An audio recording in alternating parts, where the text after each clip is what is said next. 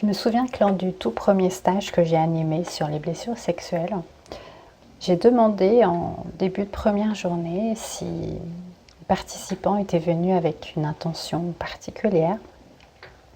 Et j'en ai deux qui m'ont dit, moi je suis venue pour pouvoir pardonner. Et j'ai répondu, c'est justement ce qu'on ne va pas travailler pendant ce stage. Alors ça peut avoir l'air un peu provoquant comme ça. Et c'est vrai que là, je me souviens du regard d'une des personnes qui était vraiment très étonnée. Et je lui ai dit, en toute honnêteté, là, comme ça, si je te demande ce qui te vient quand tu penses à cette personne qui t'a agressé, qu'est-ce que tu ressens? Et la personne me répond, de la haine. J'ai dit, on va commencer par ça. Avant de penser au pardon, c'est un peu comme un deuil, hein. Il y a des étapes en fait. Et c'est vrai que je ne vois pas tellement comment on peut arriver à un pardon qui soit profond, qui soit apaisant, si on ne s'est pas déjà accueilli avec la situation. Et c'est vrai que dans le cas des deux personnes, il y avait vraiment une haine viscérale, un ressentiment, une injustice très profonde qui avait besoin d'être accueillie et qu'on a traversé dans le mouvement. Et là déjà, on était dans un endroit plus tranquille.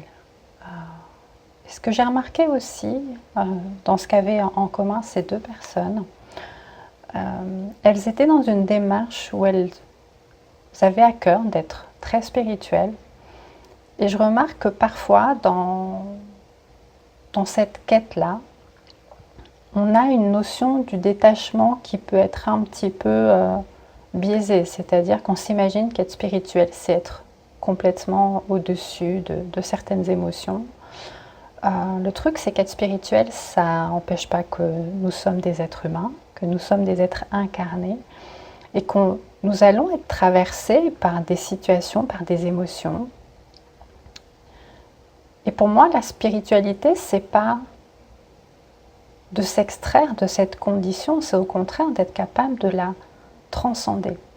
Et je vois pas tellement comment ça peut être possible s'il n'y a aucun accueil de la réalité qui est là. Et dans la réalité qui était là dans ce stage, il y avait de la haine, il y avait de l'injustice, qui avait besoin de se poser, qui avait besoin de se libérer du corps.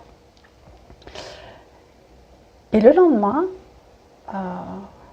je leur ai dit, en fait, on va peut-être parler du pardon à soi. Parce qu'avec l'expérience, les années et mon propre parcours, je me suis rendu compte que dans cette question du pardon, qui est très complexe, qui est très personnelle aussi, quand on arrive déjà à se pardonner à soi, la question du pardon à l'autre, elle devient très secondaire, elle est plus si importante en fait. Parce qu'au départ, la colère, on ne va pas se mentir, une fois qu'on a réussi à prendre du recul sur ce qui se passe à l'intérieur de soi. Il y a une part de nous souvent qui s'en veut de ne pas avoir su se défendre, d'être resté trop longtemps, d'avoir laissé faire, d'avoir pas osé dire. Il y a tout ça qui nous habite et qui a besoin aussi d'être déposé. Et à partir du moment où cette charge-là s'apaise, à partir du moment où on peut se pardonner ça et reprendre sa juste place, toute cette énergie qu'on a à batailler pour essayer d'accorder quelque chose à un autre, qui peut-être ne nous l'a même pas demandé d'ailleurs, est-ce que c'est ça l'enjeu? Et là, à nouveau, ça dépend de votre situation personnelle. Mais dans mon cas, j'ai trouvé que finalement, une fois qu'on s'était apaisé à l'intérieur, une fois qu'on avait accueilli tout ce que ça nous a fait, cette situation, il y a une paix profonde, une capacité à repartir, à aller de l'avant, qui fait que finalement, l'autre est plus si important en réalité. Lui, il appartient au passé en fait. Donc cette traversée de la haine, de l'injustice, du chagrin, de la détresse, pour moi, elle n'est pas du tout anti-spirituelle, c'est même parfois un passage obligé pour vraiment rentrer dans une paix profonde et durable. Et à nouveau, ça reste un sentiment humain. Beaucoup de personnes ont peur de voir leurs sentiments se transformer en violence quand on parle de colère, de haine, etc. Le truc, c'est qu'à nouveau, si on l'enterre, ça va être un peu comme une bombe à retardement intérieur. Alors que si on l'accueille et qu'on sait la déposer dans un espace sécurisé, cadré, d'accord, on va pouvoir se délester de ça sans se blesser, sans blesser personne, et ça va vraiment permettre un apaisement très concret. Donc la colère en soi ou la haine en soi, ça ne rend pas violent. C'est qu'est-ce qu'on fait avec qui peut créer un débordement, qui peut créer un risque. C'est pour ça que c'est important d'être accompagné quand on a subi des choses qui nous oppriment à l'intérieur. Il y a une pression parfois quand on a du mal à dépasser certains traumas, quand ça prend du temps. Et il n'y a aucune raison d'avoir honte de ça. Oui, parfois ça prend du temps parce que il y a des circonstances. Est-ce que l'agression, elle va avec une trahison? Est-ce qu'elle va avec une perte de repères? Est-ce qu'elle va avec une répétition, avec une non-assistance, avec un contexte qui va faire que finalement,